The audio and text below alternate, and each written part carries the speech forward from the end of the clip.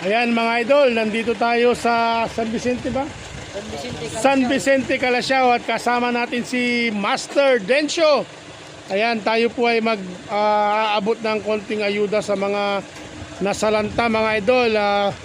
Medyo lubog na ang kanilang bahay dito, kaya humingi na ng assistance si Master Dencio mga idol, kaya abang-abang.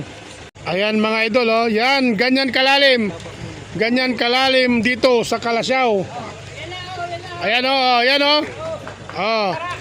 Malalim. Ayan, oh. Ayan. Ayan oh mga idol, oh. Ayan, ganyan kalalim dito mga idol. Kaya sa mga mabubuting puso dyan at gustong mag-abot, lumabas sa comfort zone ninyo at kahit na barya-barya lang, pag pinagsama natin yan, malaking tulong na yan sa mga nasalanta. Ayan mga idol, tayo mamimigay na ng konting ayuda.